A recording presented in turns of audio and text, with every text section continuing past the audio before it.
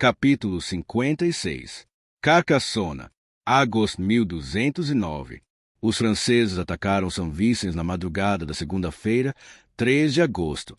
Alais subiu aos tropeços a escada da Tour do Major ao encontro do pai, para olhar de cima das ameias. Procurou Guilhem na multidão, mas não conseguiu achá-lo. Agora, por cima do barulho das espadas e do grito de batalha dos soldados que atacavam os muros baixos de defesa, ela mal podia distinguir o som de um cântico flutuando pela planície, vindo da colina de Graveta. Veni Creator Spiritus Mentis Tuorum Visita. Os padres, disse Alais, chocada, estão cantando para Deus enquanto vem nos matar. O subúrbio começou a arder. Enquanto a fumaça subia pelo céu em espiral por trás dos muros baixos, pessoas e animais corriam em pânico em todas as direções. Ganchos eram atirados por cima do parapeito mais depressa do que os defensores conseguiam cortá-los. Dúzias de escadas eram jogadas em direção às muralhas. A guarnição as derrubava com chutes ou punha fogo nelas, mas algumas ficavam no lugar. Soldados de infantaria franceses surgiam como formigas. Quanto mais eram repelidos, mais numerosos pareciam ser. No pé das fortificações, dos dois lados, os feridos e mortos estavam amontoados uns por cima dos outros, como pilhas de lenha. A cada hora que passava, seu número aumentava. Os cruzados trouxeram uma catapulta e começaram o bombardeio às fortificações.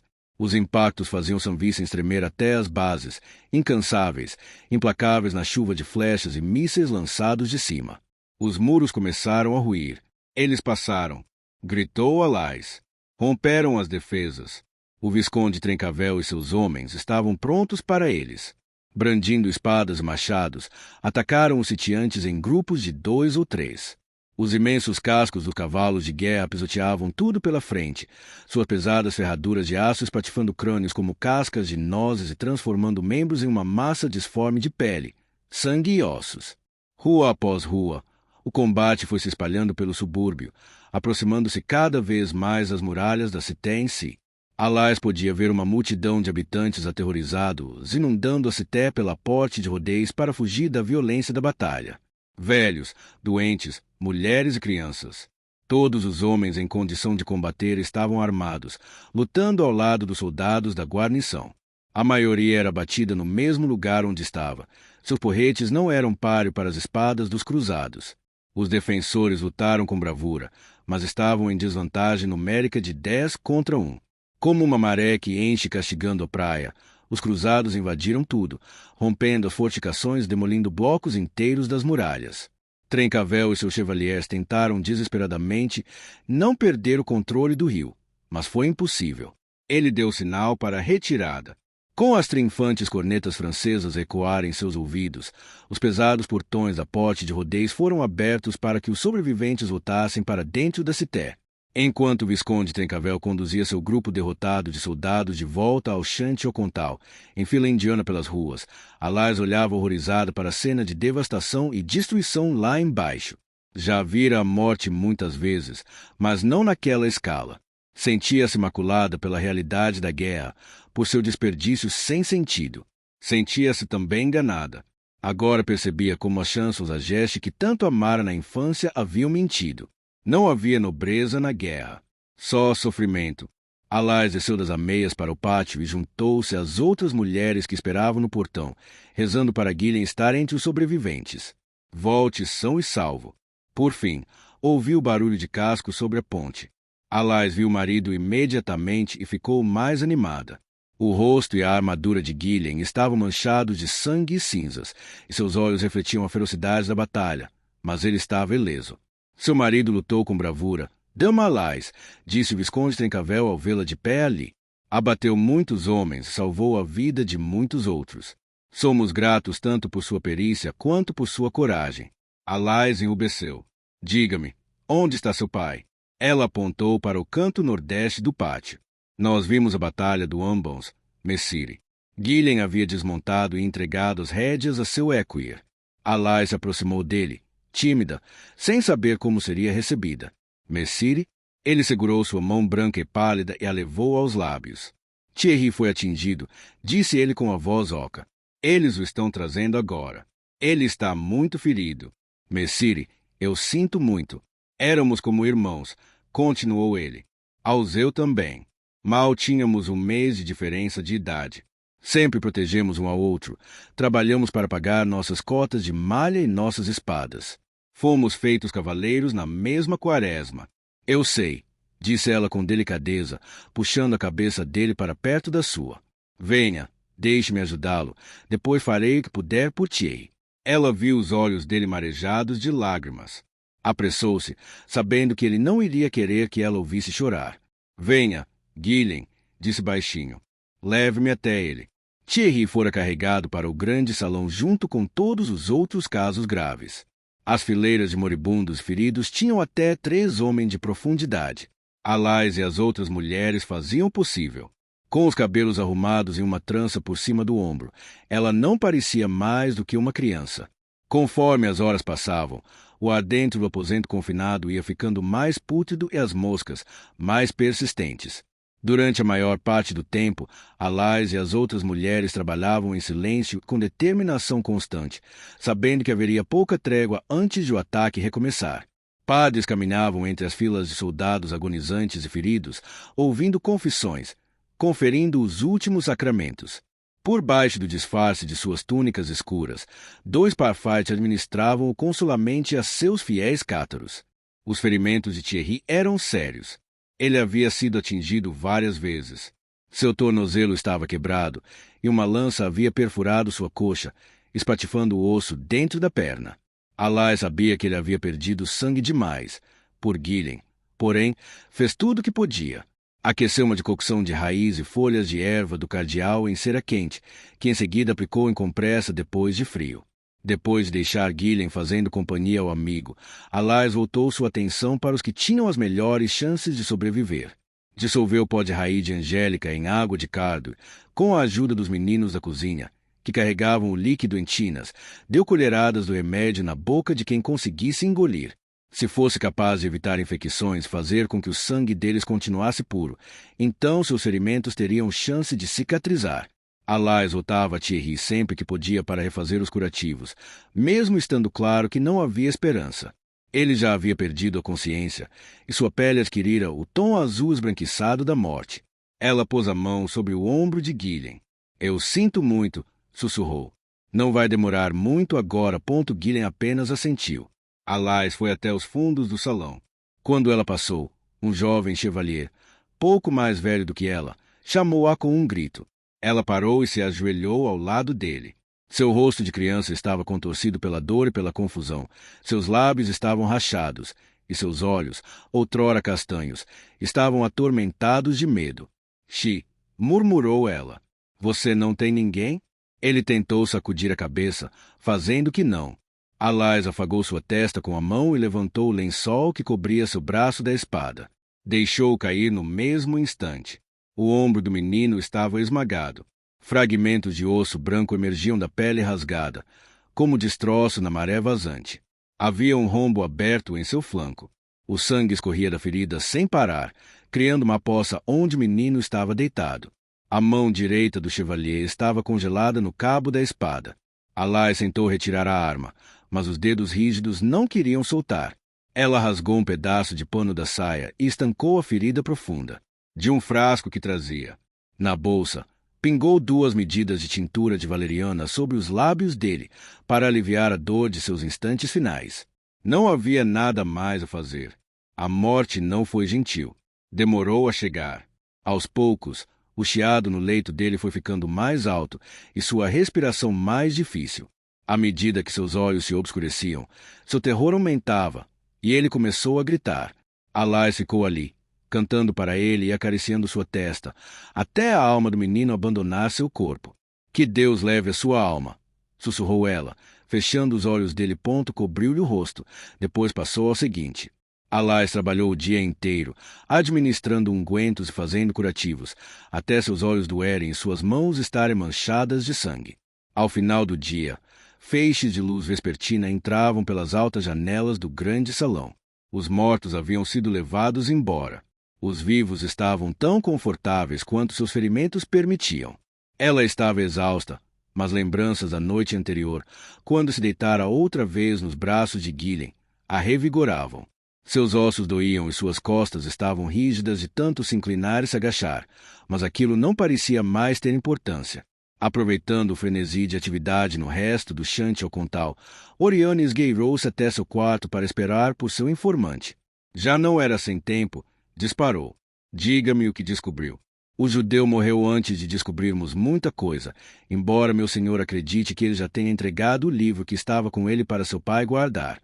Oriane deu meio sorriso, mas não disse nada. Não havia contado a ninguém o que descobrira costurado dentro da bainha da capa de Elais. E Esclarmonde de servia?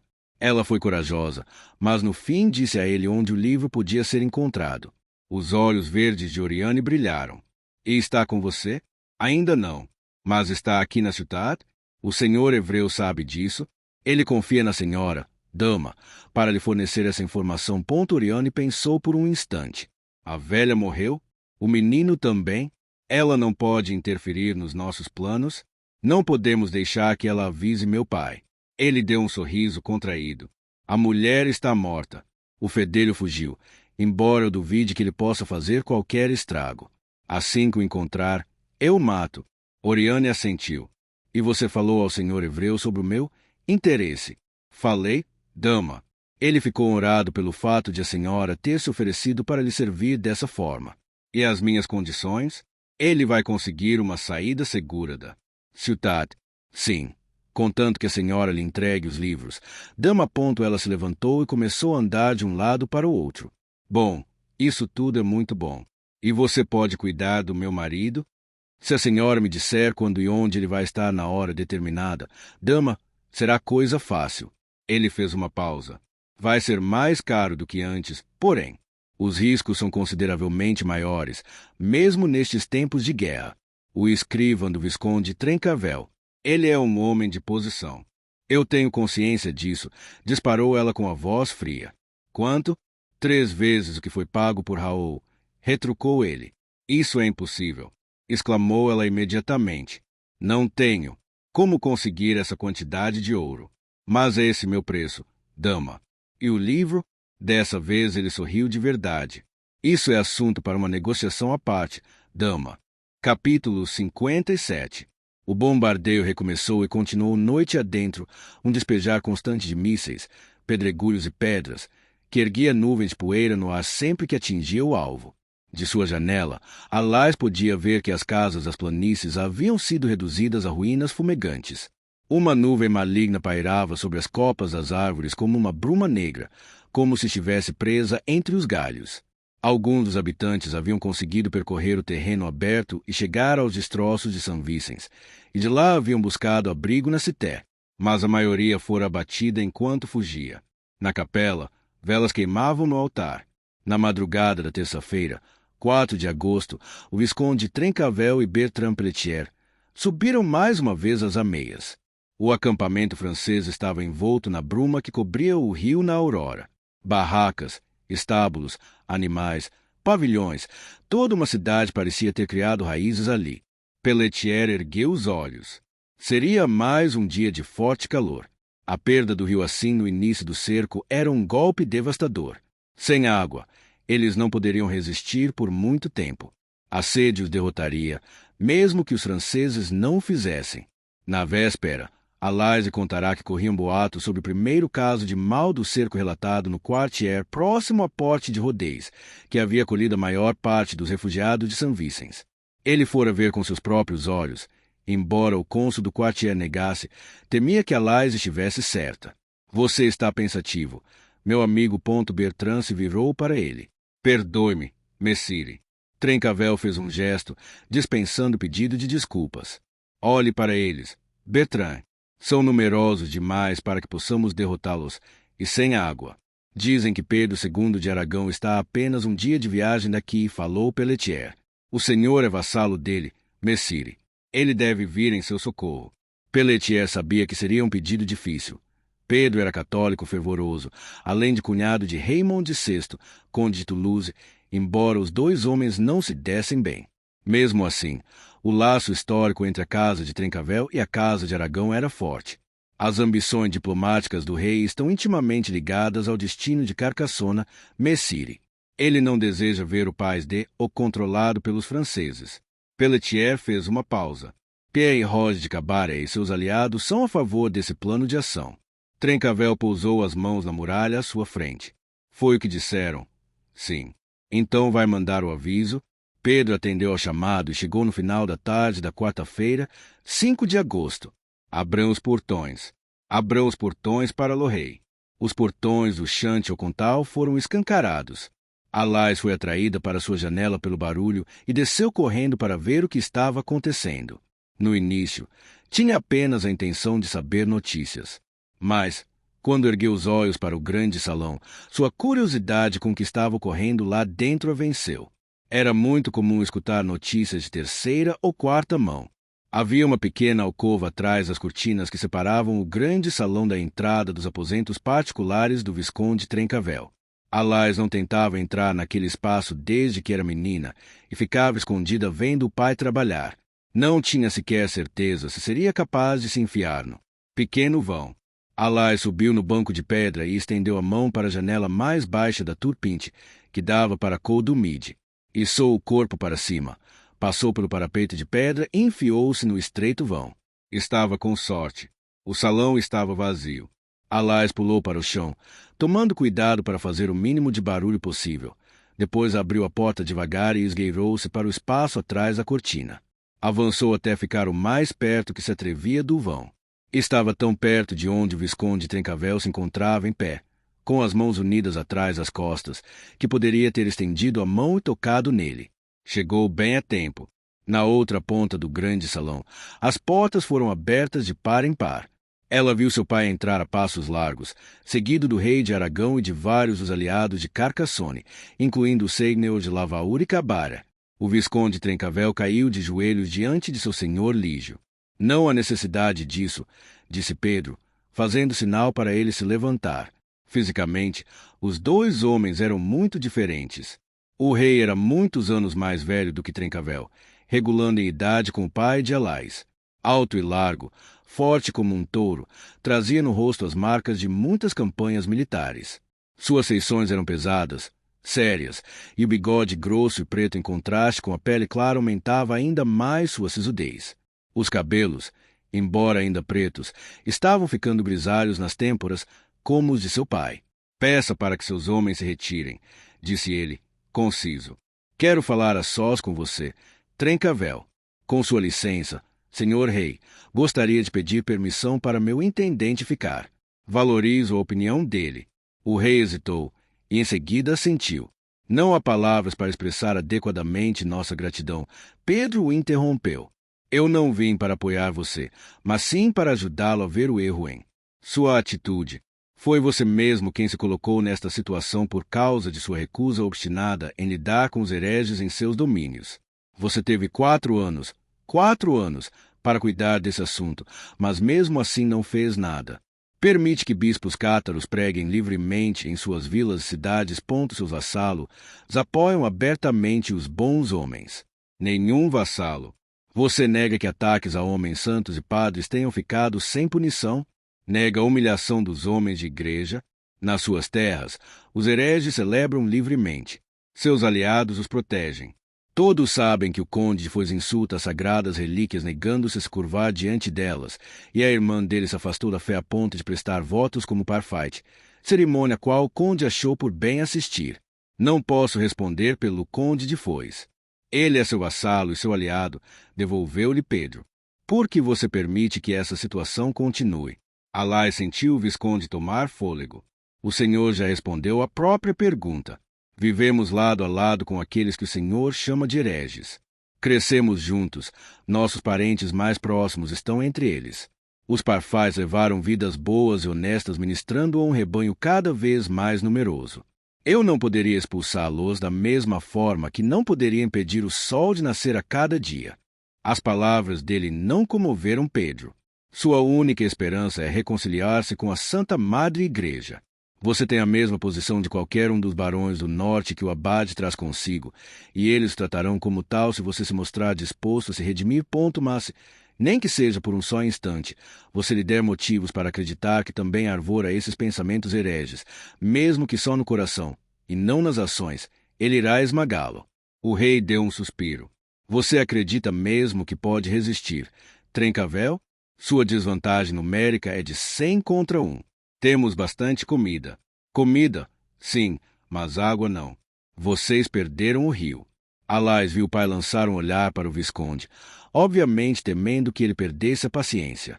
Não desejo desafiá-lo nem me alienar de sua boa vontade, mas será que o senhor não vê que eles vieram lutar por nossa terra, não por nossas almas? Esta guerra não está sendo travada em nome da glória de Deus, mas sim em nome da ganância dos homens. Este é um exército de ocupação. Senhor, se eu falhei para com a igreja e por isso o ofendi, peço-lhe perdão. Mas não devo lealdade ao conde de Nevers nem ao abade de Sitiaus. Eles não têm nenhum direito, espiritual ou temporal, sobre as minhas terras. Não vou entregar o meu povo aos chacais franceses por uma causa tão reles. Alais sentiu uma onda de orgulho. Pela expressão no rosto de seu pai, viu que ele sentia o mesmo. Pela primeira vez, um pouco da coragem e da energia de Trencavel pareceu afetar o rei. São palavras nobres, Visconde, mas elas não vão ajudá-lo agora. Pelo bem do seu povo, a quem você ama, deixe-me ao menos dizer ao abade de Sitiaus que você deseja ouvir as condições dele. Trencavel caminhou até a janela e falou por entre os dentes. Não temos água suficiente para todas as pessoas que estão na ciudad. Seu pai sacudiu a cabeça. Não. Somente suas mãos, brancas contra o parapeito de pedra da janela, traíam o quanto lhe custava pronunciar aquelas palavras. Muito bem. Ouvirei o que o abade tem a dizer. Durante algum tempo depois que Pedro se foi, Trencavel não disse nada. Ficou onde estava, vendo o sol despencar do céu. Por fim, quando as velas foram acesas, ele se sentou. Pelletier ordenou que trouxessem comida e bebida das cozinhas. Com medo de ser descoberta, Alais não ousava se mexer. Sentia cãibras, nos braços e nas pernas. As paredes pareciam se juntar, apertando-a, mas não havia nada que ela pudesse fazer. Do outro lado das cortinas, podia ver os pés de seu pai enquanto ele andava de um lado para o outro e ouvia de vez em quando os murmúrios baixos das conversas. Já era tarde quando Pedro II voltou. Pela expressão em seu rosto, Alais soube imediatamente que a missão havia fracassado. Sentiu-se desanimada. Aquela era a última chance de tirar a trilogia da cidade antes que o cerco começasse para valer. O senhor traz notícias? Perguntou Trencavel, levantando-se para recebê-lo. Nenhuma que me dê prazer transmitir. Visconde, respondeu Pedro. Fico ofendido até mesmo de repetir as palavras insultuosas dele. Ele aceitou uma caneca de vinho e a sorveu de um gole só. O abade de Sitiaus permitirá que você e 12 homens de sua escolha deixem o Chantiel esta noite, sem serem molestados, levando tudo que conseguirem carregar. Alais viu os punhos do Visconde se cerrarem. E Carcassona, a ciudad com tudo dentro, todas as outras pessoas serão entregues à hoste. Depois do que aconteceu em Béziers, os barões irão querer alguma recompensa. Por alguns instantes depois de lhe falar, tudo era silêncio. Então Trencavel finalmente cedeu à raiva e arremessou a caneca contra a parede. Como ele se atreve a oferecer tamanho insulto? Rugiu ele. Como ousa ofender nossa honra, nosso orgulho? Não vou abandonar um único súdito meu a esses chacais franceses. Messire, murmurou Pelletier. Trencavel pôs-se de pé, mãos nos quadris, ofegante, esperando a raiva passar. Então tornou a se virar para o rei. Senhor, fico grato por sua intercessão e pelos esforços que fez por nós. Porém, se não quiser ou não puder lutar conosco, então devemos nos separar. O senhor precisa ir embora. Pedro aqueceu, sabendo que não havia mais nada a dizer. Fique com Deus, Trencavel, disse ele. Infeliz. Trencavel o encarou. Acredito que estou, disse, desafiador. Enquanto Pelletier escoltava o rei para fora do salão, Alais aproveitou a oportunidade para sair de onde estava. A festa da Transfiguração da Virgem passou sem alarde, e houve pouco avanço em qualquer um dos lados. Trencavel continuou a fazer chover flechas e mísseis sobre os cruzados, enquanto os baques incessantes da catapulta faziam pedregulho e pedras explodirem contra as muralhas. Homens caíram de ambos os lados, mas pouco terreno foi conquistado ou perdido. As planícies mais pareciam um abatedouro. Corpos apodreciam onde haviam sido abatidos, inchados pelo calor e infestados por uma nuvem de moscas pretas. Milhares de gaviões, voando em círculos acima do campo de batalha, devoravam o que restava de carne sobre os ossos. Na sexta-feira, 7 de agosto, os cruzados lançaram um ataque contra o subúrbio meridional de San Miquel. Durante algum tempo, conseguiram ocupar o fosso junto às muralhas, mas foram repelidos por uma chuva de flechas e pedras. Depois de várias horas de empate, os franceses se retiraram sob um ataque constante, debaixo de vivas e salves dos carcassonenses. Ao amanhecer do dia seguinte, enquanto o mundo cintilava prateado sob a luz da aurora e uma delicada névoa flutuava mansamente sobre as encostas, onde mais de 1000 cruzados estavam postados diante de San Miquel, o ataque recomeçou. Capacetes e escudos, espadas, lanças e olhos brilhavam ao sol pálido. Cada homem trazia presa ao peito uma cruz, que se destacava branca sobre as cores de Nevers, da Borgonha, de Chartres e da Champagne. O Visconde Trencavel havia se posicionado sobre os muros de San Miquel, ombro a ombro com seus homens, pronto para repelir o ataque. Os arqueiros e dardaziers estavam a postos, arcos esticados. Lá embaixo, soldados de infantaria armados com machados, espadas e lanças. Atrás deles, a salvo dentro da cité até o momento de serem chamados, estavam os chevaliers. Ao longe, os tambores franceses começaram a soar. Os atacantes batiam com as lanças sobre a terra dura, um som constante e pesado, que ecoava sobre a terra tensa. Então assim começa. Alais estava no muro ao lado do pai, com a atenção dividida. Ao mesmo tempo procurava o marido e olhava os cruzados descerem as encostas. Quando Hoche chegou ao alcance das armas, o Visconde Trencavel levantou o braço e deu a ordem. Uma tempestade de flechas escureceu o céu no mesmo instante. Dos dois lados, homens começaram a cair. A primeira escada já estava sobre o muro. A flecha de uma balista zuniu pelo ar e enterrou-se na madeira dura, pesada, derrubando-a. A escada pendeu para o lado, depois se desequilibrou. Começou caindo devagar, depois cada vez mais rápido, atirando os homens no chão em uma confusão de sangue, ossos e madeira. Os cruzados conseguiram aproximar uma gata, uma máquina de cerco, das muralhas do subúrbio. Abrigados por ela, encharcados de água, os sapadores começaram a retirar pedras das muralhas, se cavaram um buraco para enfraquecer as fortificações. Trencavel gritou para os arqueiros, mandando-os destruir a estrutura. Outra tempestade de mísseis e flechas em chamas projetou-se pelos ares sobre a estrutura de madeira. O céu se tingiu de piche e fumaça preta até finalmente a gata pegar fogo, fazendo os homens saírem correndo de seu abrigo em chamas, com as roupas pegando fogo, apenas para serem abatidos pelas flechas. Era tarde demais. Nada restou aos defensores se não olhar enquanto a mina, que os cruzados vinham preparando por muitos dias, era detonada. Alais levantou as mãos para proteger o rosto, enquanto a explosão lançava pelos ares uma violenta chuva de pedra, poeira e chamas. Os cruzados atacaram pela brecha. O rugido do fogo abafava até os gritos das mulheres e crianças que tentavam escapar daquele inferno. O pesado portão entre a cité e San Miquel foi aberto, e os chevaliers de Carcassonne iniciaram seu primeiro ataque. Faça com que ele não se machuque. Alais se viu murmurando para si mesma, como se palavras pudessem deter flechas. Então os cruzados começaram a catapultar por cima das muralhas as cabeças decapitadas dos mortos, para causar pânico e medo. Os gritos e lamentos foram ficando mais altos à medida que o Visconde Trencavel conduzia seus homens para o meio da batalha. Ele foi um dos primeiros a atingir um inimigo, passando a espada com um só golpe pelo pescoço de um cruzado e empurrando o corpo para longe da lâmina com um chute. Guilhem não vinha muito atrás dele no ataque, conduzindo seu cavalo de batalha pelo meio da multidão de cruzados, pesoteando todos na sua frente. De relance, Alais viu Alzeu de Preixon ao lado do marido. Ficou olhando horrorizada enquanto o cavalo de Alzeu tropeçava e caía. Imediatamente, Guilhem fez seu cavalo dar meia volta e foi ajudar o amigo. Aterrorizado pelo cheiro de sangue e pelo ruído do aço batendo, o potente cavalo de batalha de Guilhem ergueu-se sobre as patas traseiras, esmagando um cruzado sobre os cascos e dando a Alzeu tempo bastante para se levantar aos tropeços, se sair da zona de perigo. Sua desvantagem numérica era enorme. Hordas de homens, mulheres e crianças que fugiam aterrorizados, se feridos em direção à cité os atrapalhavam. A hoste avançava, implacável. Uma após a outra, as ruas iam sendo controladas pelos franceses. Por fim, Alais ouviu o grito. Repli, repli, Recuem. Sob o abrigo da noite, um punhado de defensores voltou a entrar no subúrbio devastado.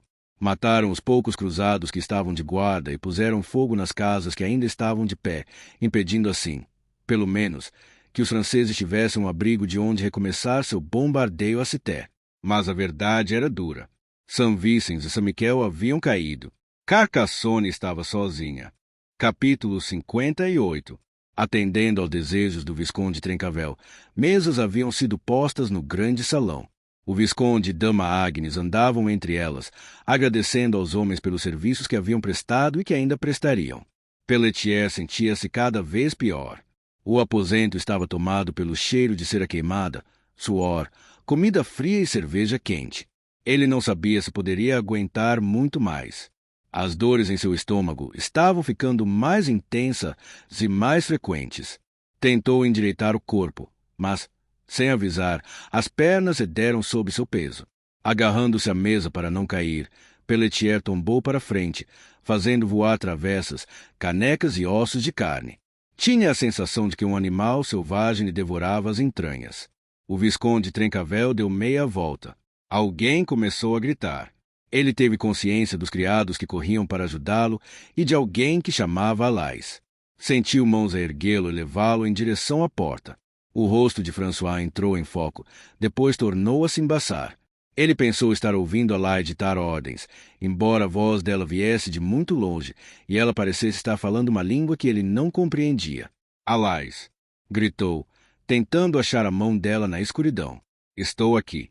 Vamos levar o senhor para o quarto.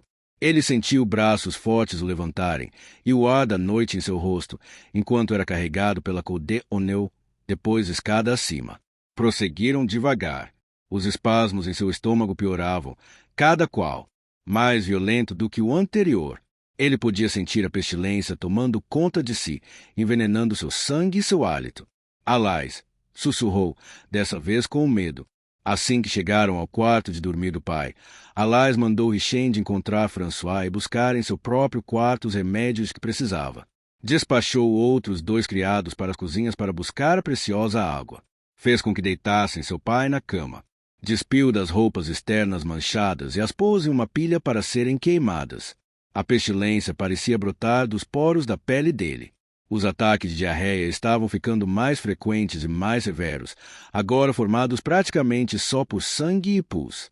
Alais mandou queimar ervas e flores para tentar disfarçar o cheiro, mas nenhuma quantidade de lavanda ou alecrim era capaz de esconder a verdade sobre o estado de seu pai. Richende chegou logo com os ingredientes e ajudou Alais a misturar os mirtilos vermelhos secos com água quente para fazer uma pasta líquida. Depois de despí-lo do resto das roupas sujas de cobri-lo com um fino lençol limpo, Alais ministrou-lhe o líquido por entre os lábios pálidos. Ele engoliu a primeira colherada e imediatamente a vomitou. Ela tentou de novo. Dessa vez ele conseguiu engolir, embora com muito esforço, o corpo percorrido por espasmos. O tempo perdeu o significado, movendo-se nem depressa nem devagar, enquanto Alais tentava deter o avanço da doença. À meia-noite, o Visconde Trencavel foi até o quarto. Quais são as notícias? Dama, ele está muito doente, Messire. Precisa de alguma coisa. Médicos, remédios, um pouco mais de água, se for possível. Mandei Richende encontrar François há algum tempo, mas ele não voltou. Será feito. Trencavel olhou por cima do ombro para a cama. Como a doença o dominou tão depressa? É difícil dizer porque o mal assim atinge uma pessoa com tanta força e não causa nada a outra, Messire. A constituição de meu pai foi muito enfraquecida por sua estada na Terra Santa.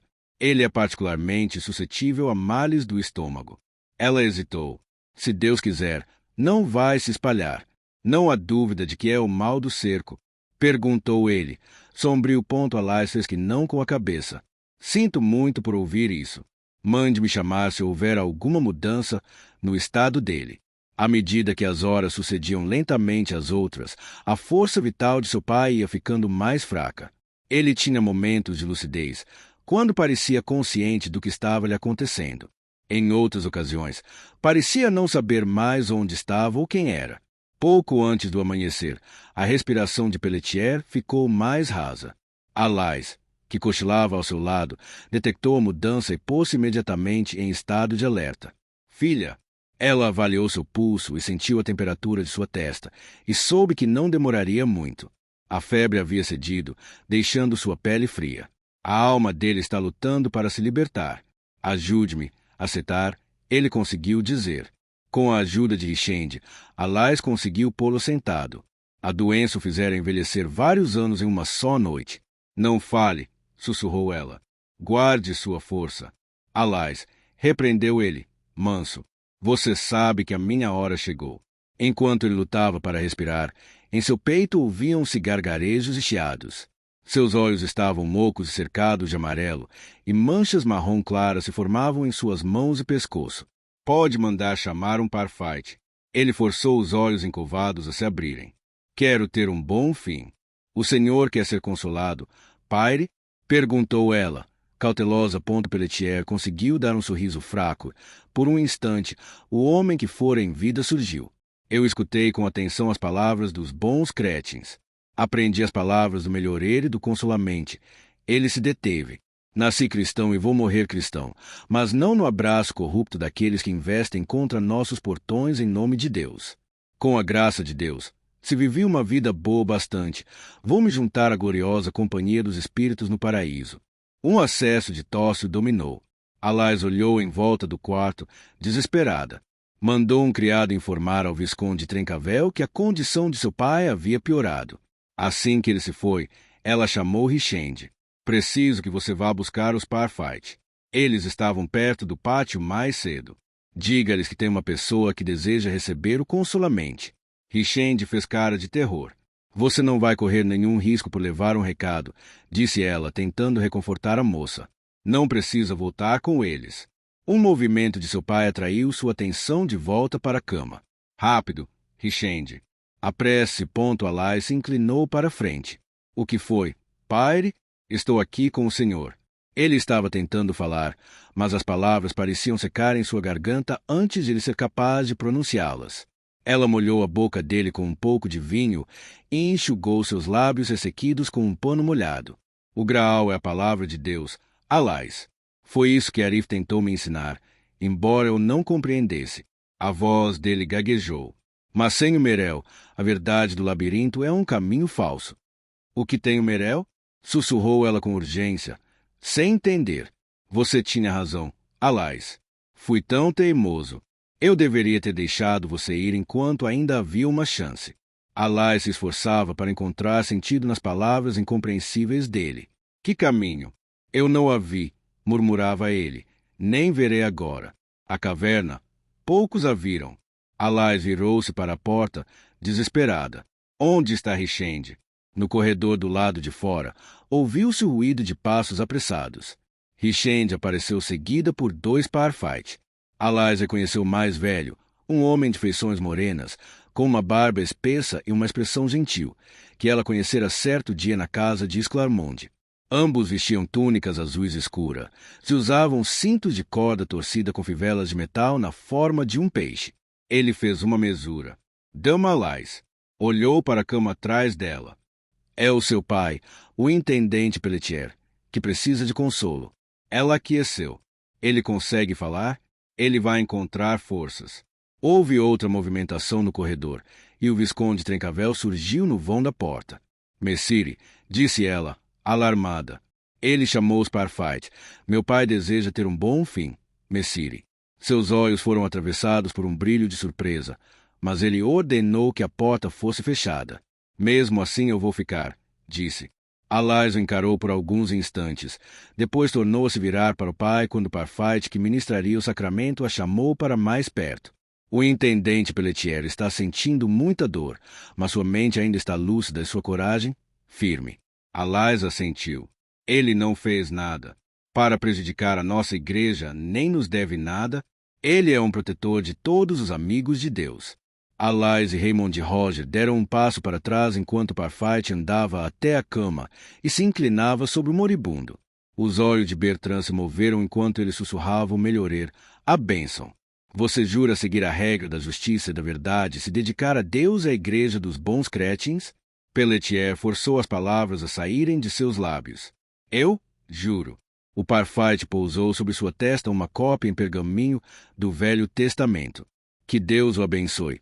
Faça de você um bom cristão e o conduza a um bom fim. Ele recitou o Benedicté, seguido por 3 Adorimus. Alais ficou comovida com a simplicidade do sacramento.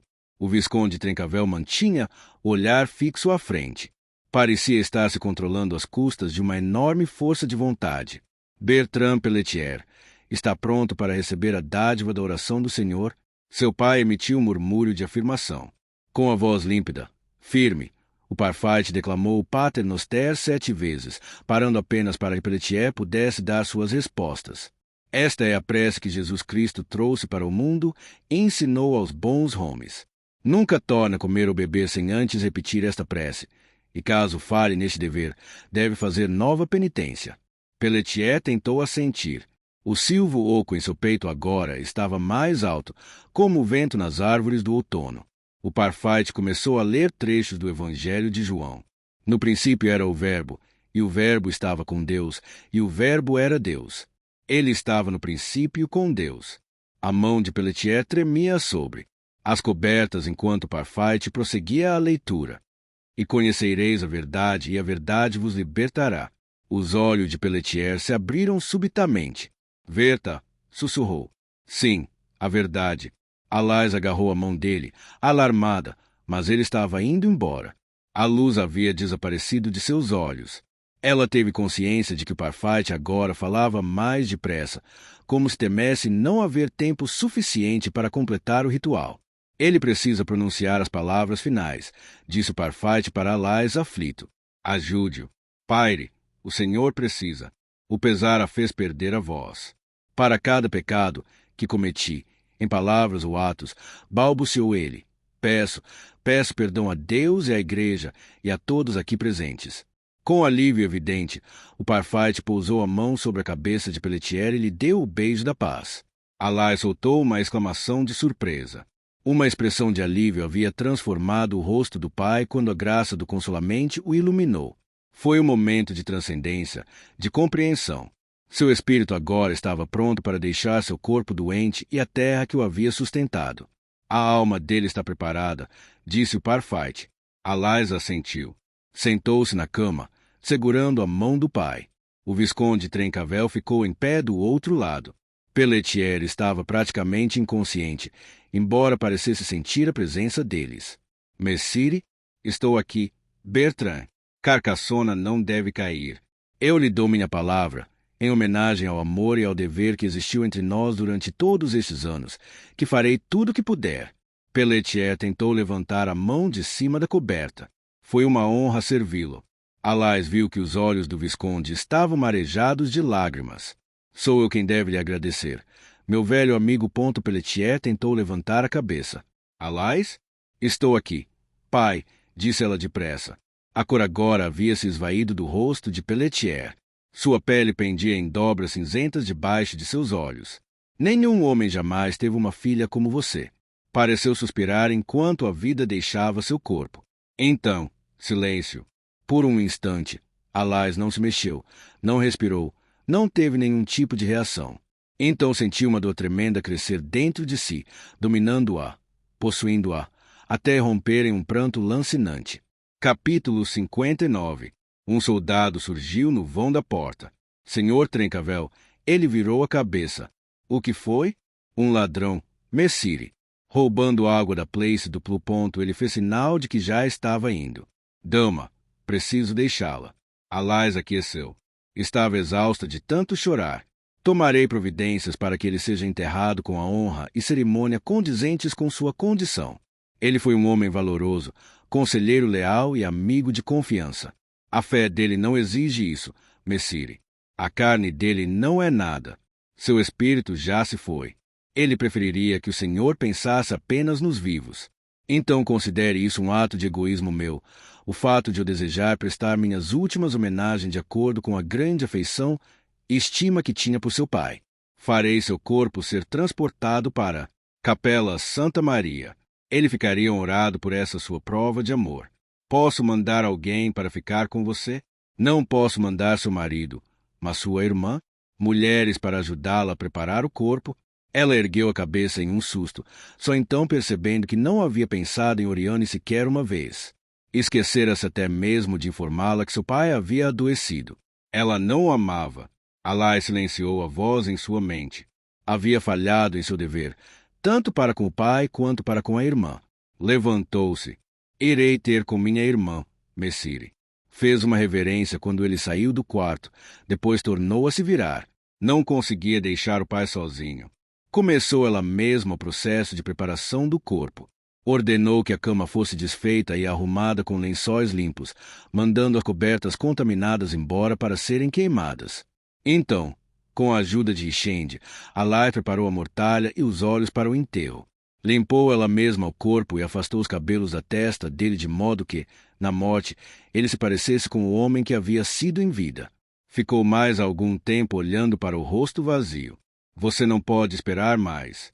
Informe ao Visconde que o corpo está pronto para ser levado para a capela, Richende. Preciso avisar a minha irmã. Guirande dormia no chão do lado de fora do quarto de Oriane. Alais passou por cima da criada e tentou abrir a porta. Dessa vez, estava destrancada. Oriane estava deitada sozinha, na cama com as cortinas afastadas. Seus cachos pretos espalhavam-se em desordem sobre o travesseiro, e sua pele tinha um branco leitoso à luz daquele início de manhã.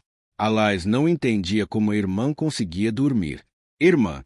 Oriane abriu os olhos verdes de gato de um estalo, o rosto registrando alarme, depois surpresa, antes de adotar a costumeira expressão de desdém. Trago más notícias, disse Alais. Sua voz estava morta, fria. Não podia esperar? Ainda não pode ter soado o sino de prima. Não podia esperar. Nosso pai. Ela parou ponto como essas palavras podem ser verdade. Alais respirou fundo para se controlar. Nosso pai morreu. O rosto de Oriane registrou o choque, antes de voltar à expressão habitual. O que você disse? Perguntou ela, apertando os olhos. Nosso pai faleceu hoje de madrugada, logo antes do amanhecer. Como? Como ele morreu? É só isso que você consegue dizer? Gritou Alais. Oriane saiu da cama voando. Diga-me do que ele morreu. Uma doença. Foi muito rápido. Você estava com ele quando ele morreu. Alais aqueceu. E mesmo assim não achou que deveria me avisar? Perguntou furiosa. Desculpe-me, sussurrou Alais. Tudo pareceu acontecer tão depressa. Eu sei que deveria ter. Quem mais estava lá? Nosso senhor Trencavel? Oriane ouviu a hesitação da irmã. Nosso pai confessou seus pecados, recebeu a extrema-unção? Perguntou. Ele morreu na igreja? Nosso pai não morreu sem confissão, retrucou Alais, escolhendo as palavras com cuidado. Ele fez as pazes com Deus. Ela adivinhou. Que importância tem isso? Gritou ela, horrorizada pela maneira como Oriane reagia à notícia. Ele morreu. Irmã, isso não significa nada para você. Você fracassou em seu dever. Irmã, disse Oriane, apontando um dedo acusador. Como filha mais velha, eu tinha mais direito de estar lá do que você. Eu deveria ter estado lá. E se, além disso, eu descobrir que você permitiu que hereges pusessem as mãos nele enquanto ele estava morrendo, então pode ter certeza, vou fazer de tudo para você se arrepender. Você não sente a perda, não sente tristeza. Alais pôde ver a resposta no rosto de Oriane. Não sinto mais dor pela morte dele do que sentiria por um cão na rua. Ele não me amava. Já faz muitos anos que eu não deixo esse fato me atingir. Por que eu deveria lamentar agora? Ela deu um passo à frente. Era você que ele amava. Ele via a si próprio em você. Ela deu um sorriso desagradável. Era em você que ele confiava. Era com você que compartilhava seus segredos mais íntimos. Mesmo em seu estado entorpecido, Alais sentiu-se corar. Do que você está falando? Perguntou, temendo a resposta. Você sabe perfeitamente do que estou falando, sibilou ela. Acha mesmo que eu não sei das suas conversas à meia-noite? Ela se aproximou mais um passo. A sua vida vai mudar, irmãzinha, sem ele aqui para protegê-la. Você passou tempo demais fazendo as coisas do seu jeito. Oriane estendeu uma das mãos depressa e agarrou Alais pelo pulso. Diga-me, onde está o terceiro livro? Não sei do que você está falando. Oriane a esbofeteou com a mão aberta. Onde está? Sibilou ela. Eu sei que está com você. Solte-me. Não brinque comigo, irmã. Ele deve ter dado o livro para você. Em quem mais confiaria? Diga-me onde está. Eu o quero para mim. Um frio correu pela espinha de Alice. Você não pode fazer isto. Vai chegar alguém. Quem? Perguntou ela. Você se esquece de que nosso pai não está mais aqui para protegê-la. Gillian. Oriane riu. Claro, esqueci que você tinha se reconciliado com seu marido. Você sabe o que seu marido realmente pensa de você. Continuou. Sabe? A porta se abriu com um safanão e bateu contra a parede. Agora chega, gritou Gillian. Oriane largou imediatamente o pulso de Alice enquanto o marido desta última cruzava o quarto com poucas passadas, se a tomava nos braços. Moncor, vinha assim que soube a notícia da morte do seu pai. Eu sinto tanto. Que comovente. A voz ríspida de Oriane rompeu a intimidade entre os dois. Pergunte a ele o que o fez voltar para a sua cama, disse ela com desdém, sem tirar os olhos do rosto de Gillian. Ou será que tem medo demais do que ele tem a dizer? Pergunte a ele, Alice. Não foi amor nem desejo. Essa reconciliação tem a ver com o livro, nada mais. Estou avisando, segure sua língua. Por quê? Está com medo do que eu posso dizer? Alice pôde sentir a tensão entre eles. A cumplicidade. E imediatamente compreendeu. Não, isso não. Não é você que ele quer, Alice. Ele procura o livro. Foi isso que o fez voltar para o seu quarto. Como você pode ser tão cega? Alice afastou-se de Gillian um passo. É verdade o que ela diz? Ele se virou de frente para ela, desespero faiscando nos olhos. Ela está mentindo. Eu juro, pela minha vida, que não ligo para o livro. Eu não contei nada para ela. Como poderia? Ele revistou o quarto enquanto você dormia. Não vai poder negar. Eu não fiz isso. Gritou ele. Alice olhou para ele. Mas você sabia da existência do livro? O alarme que atravessou os olhos dele deu-lhe a resposta que ela temia. Ela tentou me chantagear para fazer com que eu a ajudasse, mas eu recusei. A voz dele se partiu. Eu recusei. Alice, o que ela sabia sobre você para poder fazer um pedido desses? Perguntou Alice baixinho, quase em um sussurro. Gillian tentou estender a mão para a mulher, mas ela recuou. Mesmo agora, eu queria que ele negasse. Ele deixou a mão cair. Uma vez. Sim. Eu? Perdoe-me. E um pouco tarde para remorso. Alice ignorou a interrupção de Oriane. Você a ama. Gillian sacudiu a cabeça, negando. Você não vê o que ela está tentando fazer, Alice? Está tentando jogar você contra mim. Alice ficou pasma ao ver que ele pensava que ela algum dia confiaria nele de novo. Gillian estendeu a mão. Por favor, Alice, implorou ele. Eu amo você. Chega disto, falou Oriane, entrando no campo de visão de Alice. Onde está o livro? Não está comigo. Com quem está? Perguntou Oriane com a voz ameaçadora. Alice aguentou firme. Por que você quer o livro? O que é tão importante? Só me diga onde ele está. Cortou ela. E tudo isso termina aqui. E se eu não disser? É tão fácil adoecer, disse ela. Você cuidou de nosso pai. Talvez até já esteja doente. Ela se virou para Gillian. Está entendendo o que estou dizendo, Gillian? Se você se opuser a mim, não vou permitir que você a machuque. Oriane riu. Você não está em condições de me ameaçar, Gillian. Tenho provas suficientes de sua traição para mandar enforcar você. Provas que você mesma inventou. Gritou ele. O Visconde Trencavel não vai acreditar em você. Você está me subestimando, Gillian. Se acha que deixei alguma margem para dúvida. Será que vai correr esse risco? Ela tornou a se virar para Alice. Diga-me onde escondeu o livro ou eu vou falar com o Visconde. Alice engoliu em seco. O que Gillian fizera, ela não sabia o que pensar. Apesar da raiva, não conseguia se forçar a denunciá-lo. François, disse ela. Nosso pai deu o livro a François. Uma expressão de confusão atravessou os olhos de Oriane. Depois sumiu tão depressa quanto havia surgido. Muito bem, mas estou avisando. Irmã, se estiver mentindo para mim, vai se arrepender. Ela se virou e andou até a porta. Aonde você vai? Prestar meus respeitos a nosso pai. Onde mais? Porém, antes disso, vou acompanhá-la até seu quarto para garantir que chegue lá sã e salva. Alice levantou a cabeça para encarar a irmã. Isso é totalmente desnecessário.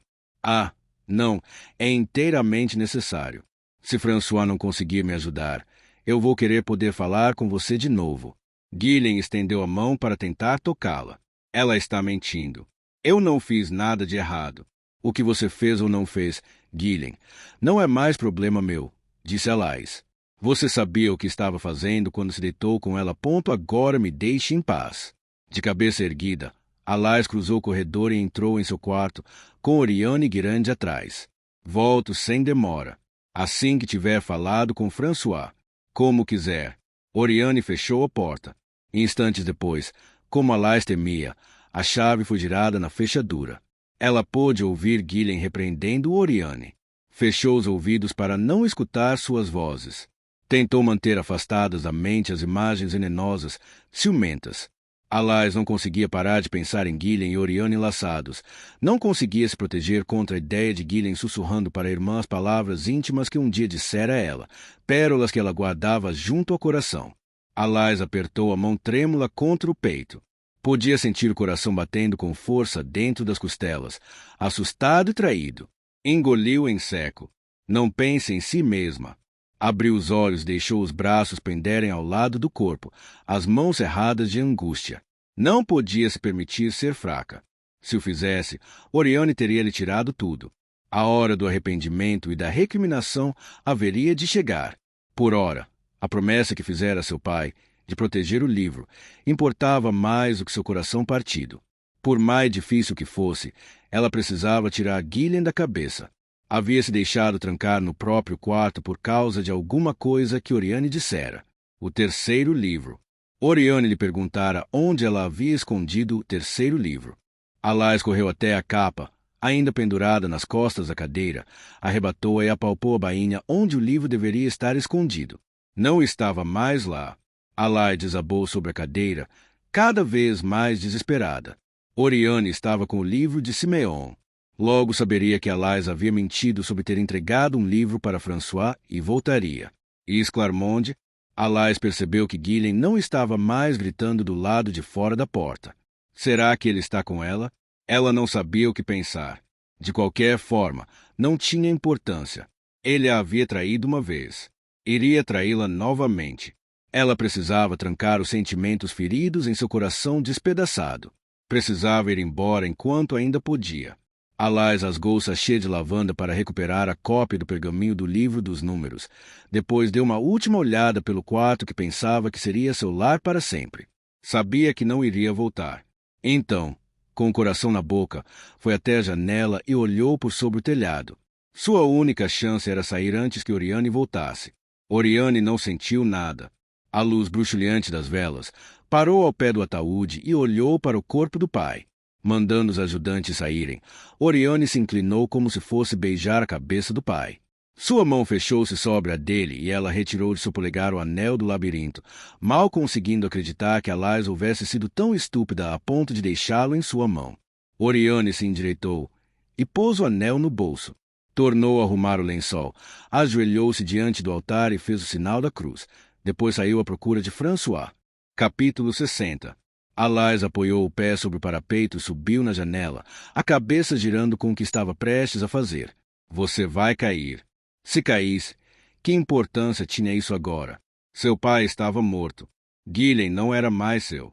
No fim das contas, o juízo do pai sobre o caráter de seu marido havia se mostrado correto. O que mais tenho a perder? Tomando fôlego com uma respiração funda, Alice passou o peso do corpo para o outro lado do parapeito com cuidado, até seu pé direito encontrar as telhas. Então, balbuciando uma prece, contraiu os braços e pernas e soltou o corpo. Caiu com um leve baque. Seus pés escorregaram. Alice lançou para frente enquanto deslizava pelas telhas, tentando desesperadamente se agarrar em alguma coisa. Rachaduras nas telhas, fendas no muro, qualquer coisa que a impedisse de despencar.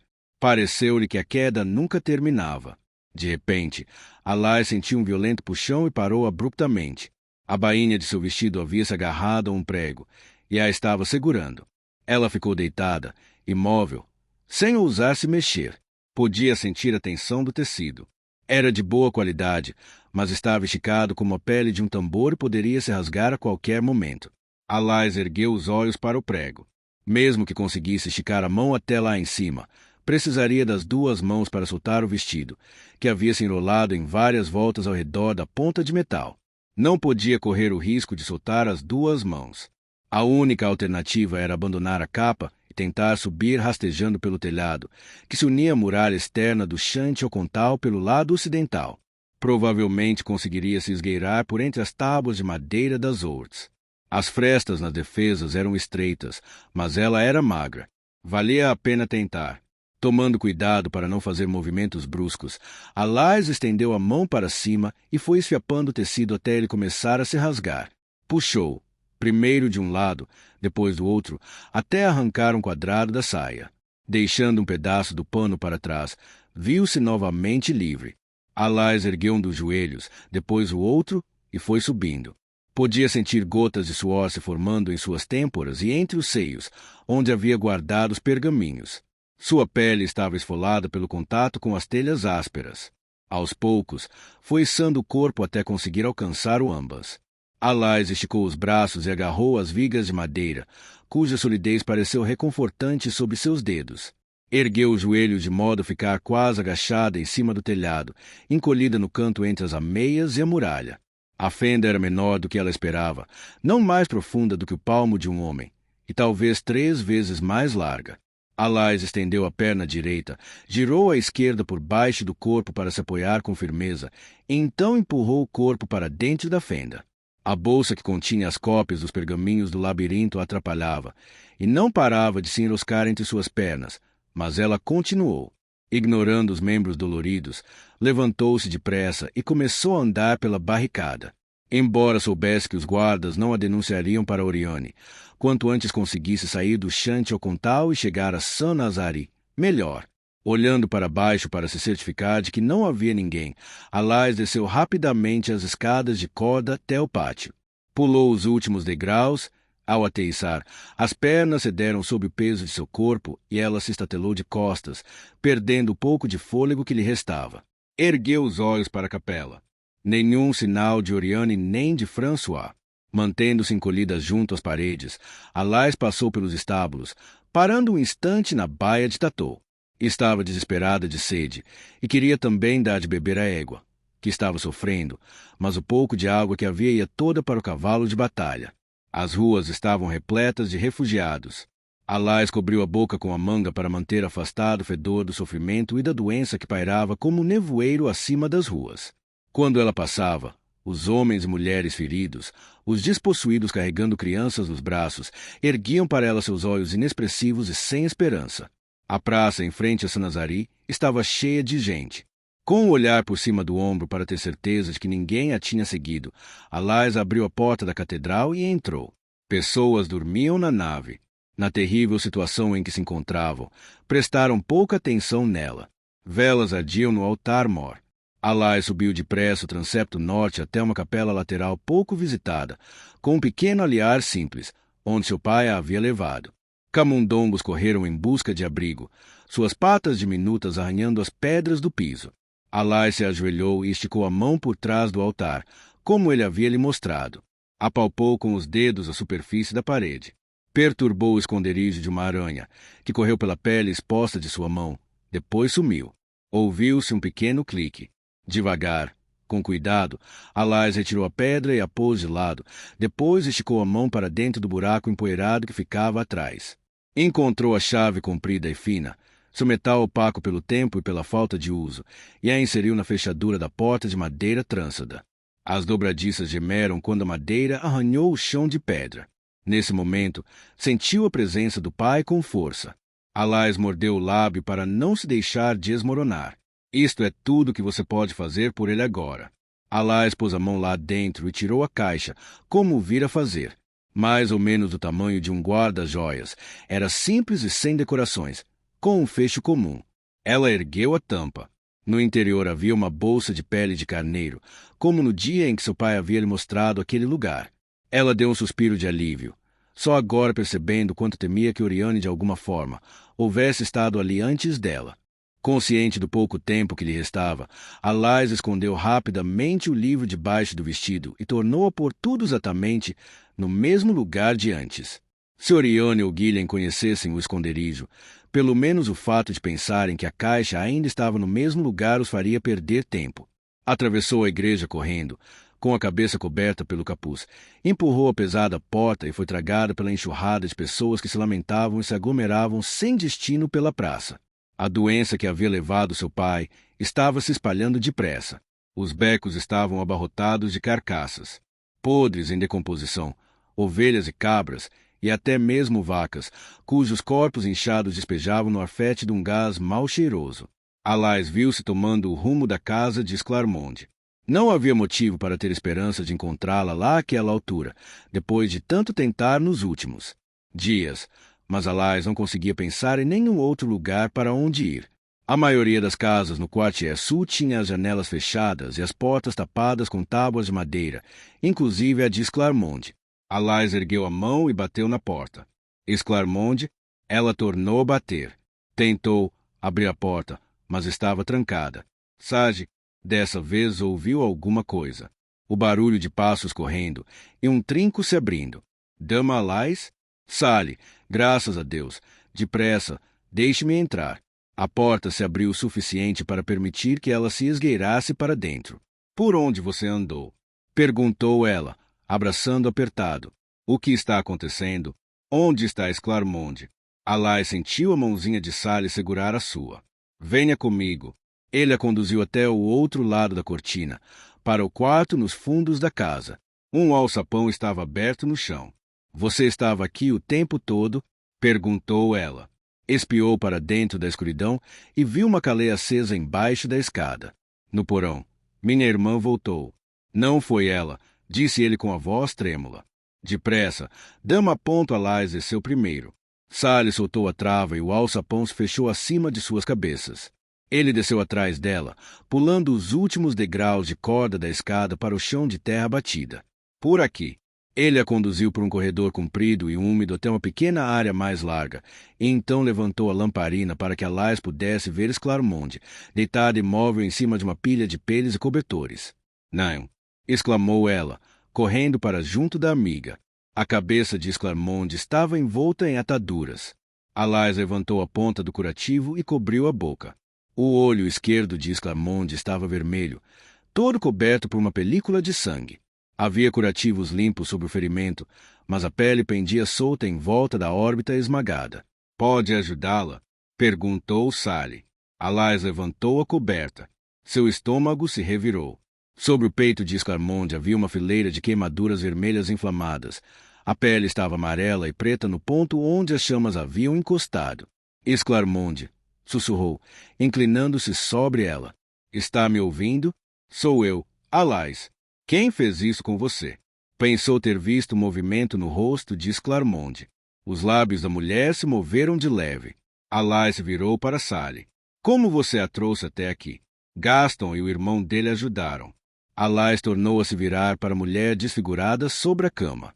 O que aconteceu com ela? Sally, ele fez que não sabia com a cabeça. Ela não lhe disse nada. Pela primeira vez, o autocontrole dele falhou.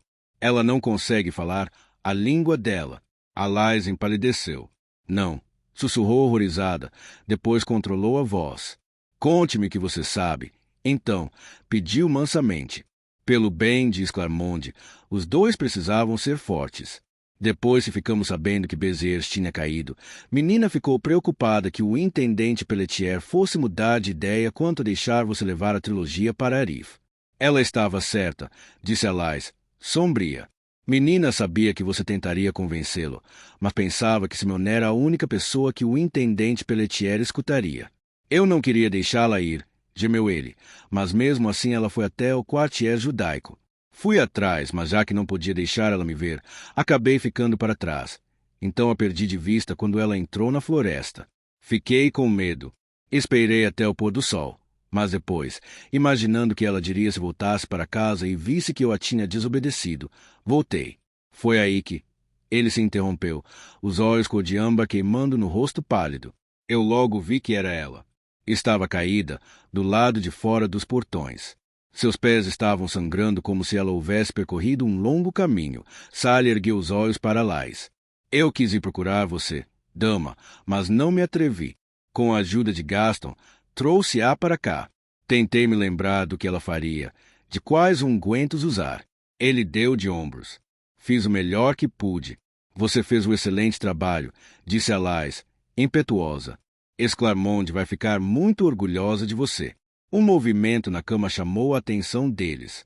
Ambos se viraram imediatamente. Esclarmonde, disse Alais. Está me ouvindo? Estamos os dois aqui. Você está segura. Ela está tentando dizer alguma coisa.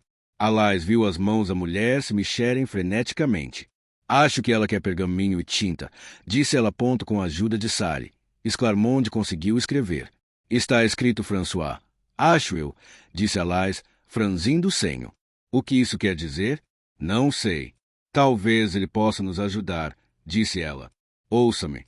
Sally. Tenho más notícias. É quase certo que Simeon está morto. Meu pai também morreu. Sally segurou a mão dela. O gesto foi tão carinhoso que fez os olhos de Alais marejarem de lágrimas. Eu sinto muito. Alais mordeu o lábio para não chorar. Então, por ele, e também por Simeon e Esclarmonde, eu preciso manter minha palavra e encontrar Arif. Estou com... Ela hesitou novamente. Infelizmente tenho apenas o livro das palavras. O livro de Simeon foi perdido. Mas o intendente Pelletier entregou o livro a você. Minha irmã pegou. Meu marido a deixou entrar no nosso quarto, disse ela. Ele deu seu coração à minha irmã. Não podemos mais confiar nele, Sally. É por isso que eu não posso voltar para o Chantiel. Com meu pai morto, nada poderá detê-los. Sally olhou para a avó, depois novamente para Alais. Ela vai viver? Perguntou ele em voz baixa. Os ferimentos dela são graves, Sally. Ela ficou cega do olho esquerdo, mas não há infecção. Ela é muito forte. Vai se recuperar, se quiser. Ele assentiu, subitamente mais velho do que seus 11 anos. Mas eu vou pegar o livro de Esclarmonde. Com a sua licença. Sally. Por um instante, pareceu que as lágrimas dele finalmente iriam correr. O livro dela também foi perdido, disse ele por fim. Não, exclamou Alais. Como? As pessoas que pegaram o livro dela, disse ele. Menina, levou o livro quando saiu para ir ao quartier judaico. Eu a vi tirá-lo do esconderijo. Somente um livro, disse Alais, ela também à beira das lágrimas. Então estamos perdidos. Foi tudo em vão. Durante os 5 dias seguintes, eles levaram uma vida estranha. Alais e Sally se revezavam para subir a ruas, sob a proteção da noite.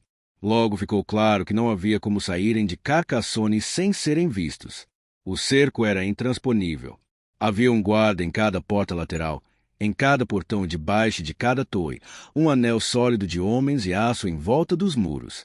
Dia e noite, as máquinas de cerco bombardeavam os muros, de modo que os habitantes da Cité não sabiam mais se estavam escutando o barulho dos mísseis ou apenas o eco em suas cabeças. Era um alívio voltar para os túneis frescos e úmidos, onde o tempo não avançava e não havia noite nem dia. Capítulo 61. Guilhem estava em pé à sombra do grande olmo no centro da Cour de Honneau, em nome do abade de Sitiaus. O conde de Alché ir fora até a Porte Narbonnais e oferecerá um salvo-conduto a um grupo de negociadores. Com essa surpresa, o otimismo natural do Visconde Trencavel havia retornado. Ele transparecia em seu rosto e em sua atitude quando se dirigiu aos membros da casa. Sua esperança e força moral contagiaram um pouco todos aqueles que o escutavam. Os motivos por trás da súbita mudança de ideia do abade eram questionáveis. Os cruzados estavam progredindo pouco, mas o cerco só começara havia pouco mais de uma semana, o que não era nada. Será que as motivações do abade tinham importância? O Visconde Trencavel dizia que não. Guilhem mal escutava. Estava preso em uma teia que ele mesmo havia tecido e não conseguia ver nenhuma saída, nem pelas palavras, nem pela espada. Vivia no fio de uma navalha. Alais estava desaparecida havia 5 dias. Guilhem despachara discretas equipes de busca pela Cité e vasculhara-o. Chante-o com tal de alto a baixo, mas não conseguirá descobrir onde Oriane mantinha prisioneira. Estava preso em uma teia forjada por sua própria traição. Quando percebera como Oriane havia preparado bem o terreno, já era tarde demais. Se não fizesse o que ela queria, Seria denunciado como traidor, e Alai sairia prejudicada. Então, meus amigos, concluiu Trencavel, quem me acompanhará nesta viagem? Gillen sentiu o dedo pontudo de Oriane em suas costas. Viu-se dando um passo à frente. Ajoelhou-se, com a mão no cabo da espada, e ofereceu seus serviços. Quando Raymond Roger apertou seu ombro em uma mostra de gratidão, Gillen corou de vergonha. Você tem nossos sinceros agradecimentos, Gillen. Agora, quem irá com você? 6 outros chevaliers juntaram-se a Gillen. Oriane se esgueirou entre eles, curvou-se diante do Visconde. Messire, com sua licença. Congos não havia percebido a presença de sua mulher entre o grupo de homens. Ficou muito vermelho, sacudiu as mãos, embaraçado, como quem espanta os corvos de uma plantação. Para trás, dama, gaguejou com a voz aguda. Isto aqui não é lugar para você. Oriane o ignorou. Trencavel ergueu a mão e acenou para que ela se aproximasse. O que tem a dizer, dama? Perdoe-me, messire, honrados chevaliers, amigos, marido. Com sua licença e a bênção de Deus, gostaria de me oferecer para juntar-me a esse grupo. Acabo de perder o pai, e parece que agora também perdi uma irmã. Uma tristeza assim é difícil de suportar. Mas, se meu marido me autorizar, eu gostaria de compensar minha perda e demonstrar meu amor pelo Sr. Messire, por meio deste ato. É o que meu pai gostaria que eu fizesse. Congos parecia querer que o chão se abrisse para engoli-lo. Gillen mantinha os olhos fixos no chão. O Visconde Trencavel não conseguia esconder sua surpresa. Com respeito, dama Oriane, isto não é tarefa para uma mulher. Nesse caso, messire, eu me ofereço como refém voluntária. Minha presença será prova de suas boas intenções, uma indicação clara de que Carcassona vai respeitar as condições da negociação. Trencavel pensou por um instante, depois se virou para Congos. Ela é sua mulher. Permite que ela se junte ao nosso grupo? Jean gaguejou e esfregou as mãos suadas na roupa. Queria negar sua permissão, mas era evidente que o Visconde considerava que a proposta tinha mérito. Meus desejos são meros subordinados dos seus. Balbuciou-lhe. Trencavel fez um gesto, mandando Oriane se levantar. Seu falecido pai, meu estimado amigo, ficaria orgulhoso da sua atitude hoje. Oriane ergueu os olhos para ele debaixo dos cílios negros. E, com sua permissão, posso levar François comigo? Ele também ficaria grato pela oportunidade de ser útil, unidos que estamos na dor pela morte do meu pai. Gillen sentiu a bile subir-lhe pela garganta, incapaz de acreditar que algum dos presentes fosse se deixar convencer pela demonstração de afeto filial de Oriane, mas eles acreditaram. Todos os rostos, com exceção do de Jean, mostravam admiração. Só ele e Congo sabiam que Oriane de fato valia. Todos os outros estavam enfeitiçados pela beleza dela, por suas palavras gentis. Como ele ficará um dia? Enjoado até o último grau, Gillen ergueu os olhos para onde François estava de pé na periferia do grupo, impassível, seu rosto uma máscara perfeita. Se a senhora acredita que isso irá ajudar nossa causa, dama, então tema minha permissão, respondeu o Visconde Trencavel. Oriane fez outra mesura. Obrigada, messire. Ele bateu palmas. Selem os cavalos. Oriane se manteve próxima a Gillen enquanto atravessavam a terra devastada até o pavilhão do Conde de Nevers, onde aconteceria a negociação. Da cité, aqueles com força suficiente para subir nos muros observavam em silêncio seu progresso. No instante em que entraram no acampamento, Oriane se esquivou. Ignorando os chamados obscenos e rudes dos soldados, seguiu François pelo mar de barracas e cores, até chegarem ao verde e prata de Chartres. Por aqui, dama, murmurou François, apontando para um pavilhão erguido um pouco afastado dos outros. Os soldados se impertigaram quando eles chegaram perto e estenderam as lanças para barrar sua entrada. Um deles reconheceu François com um aceno de cabeça. Diga a seu patrão que dama Oriane, filha do falecido intendente de Carcassona, está aqui e deseja uma audiência com o Sr. Evreus. Oriane corria um risco enorme ao procurá-lo. François lhe contará sobre sua crueldade e seu pavio curto. Ela estava apostando alto. Qual o assunto? Indagou o soldado. Minha senhora só falará com o Sr. Evreus em pessoa. O homem hesitou. Em seguida se abaixou para passar pela abertura e desapareceu dentro da barraca. Instantes depois, saiu e fez um gesto para que o seguissem. A primeira visão que ela teve de Gai de Hebreus não contribuiu em nada para aplacar seus temores. Quando ela entrou na tenda, ele estava de costas para ela. Virou-se, e olhos cinza como sílex ardiam em seu rosto pálido. Seus cabelos pretos estavam penteados para trás com óleo, ao estilo francês. Ele parecia um gavião prestes a atacar. Ouvi falar muito na senhora. A voz era calma e firme, mas havia um quê de aço por trás. Não esperava ter o prazer de conhecê-la pessoalmente. O que posso fazer pela senhora? Espero que seja uma questão do que eu posso fazer pelo senhor, disse ela. Antes de ela se dar conta, Hebreus havia agarrado seu pulso. Aconselho-a a não fazer joguinhos de palavras comigo, senhora Oriane. Seus modos de camponesa do sul não lhe servirão de nada aqui. Atrás de si, ela percebeu que François tentava não reagir. A senhora tem notícias para mim, sim ou não? Perguntou ele. Fale. Oriane manteve a calma. Que maneira cruel de tratar alguém que lhe traz as notícias que o senhor mais deseja, disse ela, encarando-o. Hebreus ergueu o braço. Eu poderia arrancar a informação da senhora à força, em vez de ficar esperando, e poupar tempo a nós dois. Oriane manteve o olhar firme. Nesse caso, só ficará sabendo da metade do que eu tenho para dizer, disse ela com a voz mais determinada possível.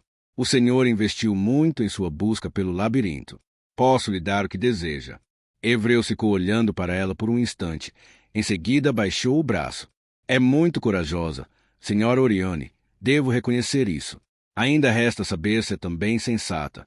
Ele estalou os dedos e um criado trouxe uma bandeja de vinho. As mãos de Oriane tremiam demais para que ela se arriscasse a aceitar uma caneca. Não, obrigada, meu senhor. Como quiser, disse ele, gesticulando para que ela se sentasse.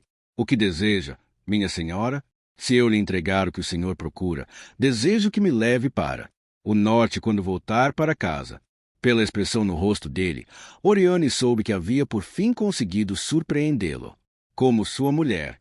A senhora já tem marido, disse Hebreus, olhando por cima da cabeça dela para François, em busca de confirmação. O escriba de Trencavel ouvi dizer. Não é isso. Oriane continuou a encará-lo.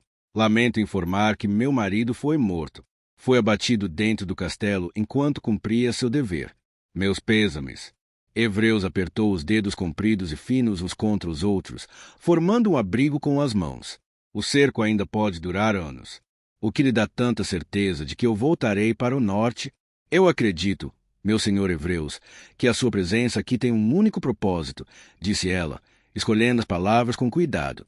Se, com a minha ajuda, conseguir concluir rapidamente o que veio fazer aqui no sul, não vejo motivo para que o senhor queira ficar além de seus 40 dias. Hebreus deu um sorriso contraído. A senhora não confia no poder de persuasão de seu senhor Trencavel? Com todo o respeito devido àquele sob a bandeira de quem está combatendo, meu senhor, não acredito que a intenção do reverendo abade seja concluir este conflito por meio da diplomacia. Hebreus continuou a encará-la. Oriane prendeu a respiração. Sabe jogar com as cartas que tem. Senhora Oriane, disse-lhe por fim. Ela inclinou a cabeça, mas não disse nada.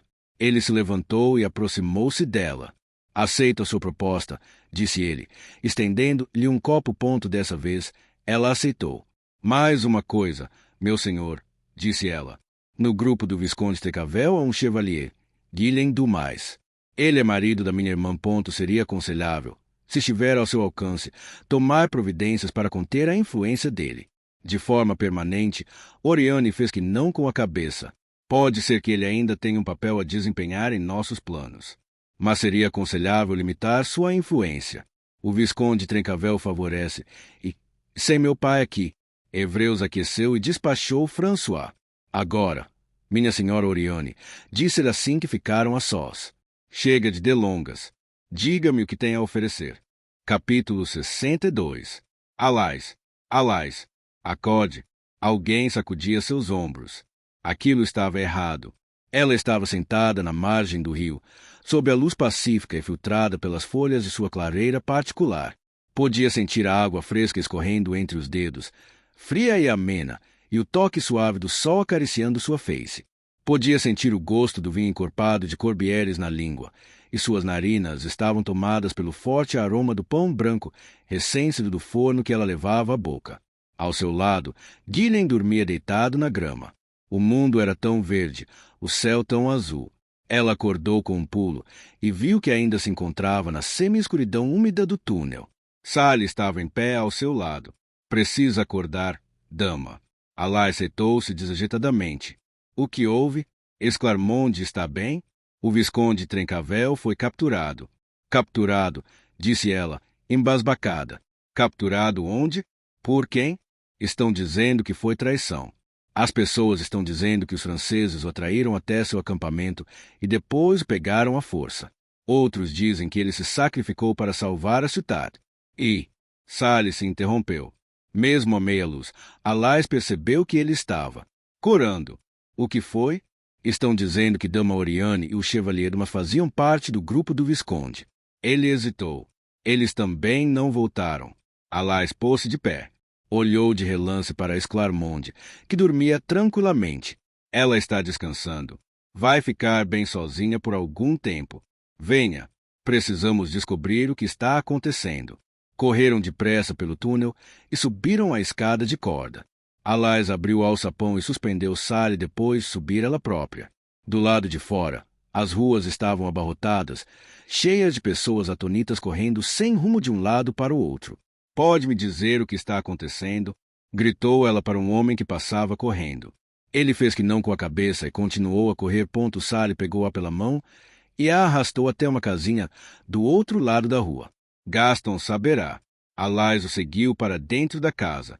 Gaston e o irmão, Pons, se levantaram quando ela entrou. Dama, é verdade que o Visconde foi capturado? Gaston assentiu. Ontem de manhã, o Conde de Alchere foi propor um encontro entre o Visconde Trencavel e o Conde de Nevers, na presença do abade. Ele foi como um grupo pequeno, do qual fazia parte a sua irmã. Ninguém sabe o que aconteceu depois disso, Dama Alais. Ou nosso senhor Trencavel se rendeu de vontade própria para conseguir nossa liberdade, ou então foi enganado. Ninguém voltou, acrescentou Pons. De toda forma, não haverá luta, disse Gaston em voz baixa. A guarnição se rendeu. Os franceses já ocuparam os principais portões. Torres. O quê? Exclamou Alais, olhando incrédula do rosto de um para o outro. Quais são os termos da rendição? Que todos os cidadãos, cátaros, judeus católicos, terão permissão para deixar Carcassona sem temer por suas vidas, sem levar nada a não ser a roupa do corpo. Não haverá interrogatórios, nem fogueiras? Parece que não. A população inteira será exilada, mas não será ferida. Alais deixou-se desabar sobre uma cadeira antes de suas pernas perderem a força. E Dama Agnes, ela e o jovem príncipe ganharão um salvo-conduto e ficarão sob a custódia do Conde de Foix, contanto que ela renuncie a qualquer exigência em nome do filho. Gaston pigarreou. Sinto muito pela perda de seu marido e de sua irmã, dama. Alguém sabe o que foi feito de nossos homens? Pons sacudiu a cabeça. Você acha que é um truque? Perguntou ela, impetuosa. Não há como saber, dama. Só quando o êxodo começar é que veremos se os franceses vão cumprir sua palavra. Todos devem sair por um só portão, a Porte de Aude, a oeste da Cité, quando o sino soar no crepúsculo. Então está terminado, disse ela, quase num sussurro. A cidade se rendeu. Pelo menos meu pai não viveu para ver o Visconde nas mãos dos franceses. Esclarmonde está cada dia melhor, mas ainda está fraca. Posso abusar mais um pouco de vocês e lhes pedir que a acompanhem na saída da cidade? Ela fez uma pausa. Por motivos que não me atrevo a compartilhar, para o bem de vocês assim como para o de Esclarmonde, seria mais sensato se saíssemos separadamente.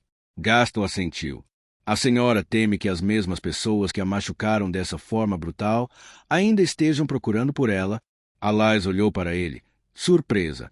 Bem, sim, admitiu. Será uma honra ajudá-la, Dama Alais. Ele ficou muito vermelho. Seu pai. Ele era um homem justo. Ela aqueceu. Era sim. À medida que os últimos raios do poente pintavam os muros externos do Chanty-au-Comtal de uma viva cor laranja, o pátio, as passarelas e o grande salão estavam silenciosos. Tudo estava abandonado, vazio. Na Porte de Aude, Uma multidão de pessoas assustadas, atônitas, se aglomerava, tentando desesperadamente continuar a ver seus parentes e desviando os olhos dos rostos desdenhosos dos soldados franceses, que olhavam para eles como se não os considerassem humanos. Suas mãos seguravam os cabos das espadas, como se esperassem apenas um pretexto. Alais esperava que seu disfarce fosse bom o suficiente. Avançou arrastando os pés, sem conseguir andar direito, calçada com botas masculinas grandes demais para ela, tentando se manter próxima do homem à sua frente. Havia amarrado o peito para esconder as curvas de seu corpo e os livros e pergaminhos. Vestindo calças, camisa e um chapéu de palha dos mais comuns, ela se parecia com qualquer outro rapaz. Carregava seixos na boca para modificar o formato de seu rosto e havia cortado os cabelos e o sujado de lama para escurecê-los. A fila andou. Alais mantinha a cabeça baixa, com medo de cruzar olhares com qualquer pessoa que pudesse reconhecê-la e denunciá-la. Quanto mais se aproximavam do portão, mais a fila se reduzia a uma fila indiana. Havia 4 cruzados guardando a saída, as expressões toscas e ressentidas. Eles paravam as pessoas, forçando-as a despirem as roupas para provar que não levavam nada por baixo. Alais pôde ver que os guardas haviam parado liteira de Esclarmonde. Segurando um lenço sobre a boca, Gaston explicava que sua mãe estava muito doente. O guarda afastou a cortina e recuou imediatamente. Alais escondeu um sorriso. Ela havia costurado carne podre dentro de uma bexiga de porco e amarrado os pés de Esclarmonde com ataduras manchadas e ensanguentadas. O guarda os mandou passar. Sally vinha várias famílias atrás, viajando na companhia de Senhor e Nakousa e seus 6 filhos, que tinham a mesma compleição que a sua. Alais também havia enchido seus cabelos de sujeira para escurecê-los. A única coisa que não conseguirá disfarçar haviam sido seus olhos, então ele tinha instruções expressas para não erguê-los a não ser em caso de necessidade. A fila andou mais um pouco. Chegou a minha vez. Eles haviam combinado que ela fingiria não entender se alguém falasse com ela. Toi, paisa, cu é que tu portes lá? Ela manteve a cabeça baixa, resistindo à tentação de tocar as amarras que lhe envolviam o corpo. Toi. A lança varou o ar e Alais se preparou para um golpe que nunca veio. Em vez disso, a menina à sua frente foi derrubada. Ela rastejou no chão para pegar seu chapéu. Ergueu o rosto assustado para seu acusador. Canhoto, o que ela está dizendo? Resmungou o guarda. Não entendo uma palavra do que eles dizem. Xien. Ela está com um cachorrinho. Antes de qualquer um deles perceber o que estava acontecendo, o soldado arrancou o cachorro dos braços da menina e o transpassou com a espada. O sangue jorrou sobre a frente do vestido dela. Alais. Vite. A menina estava chocada demais para se mexer.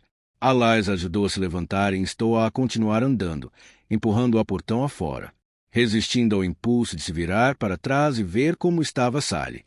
Em pouco tempo, estava do outro lado do portão. Agora posso vê-los.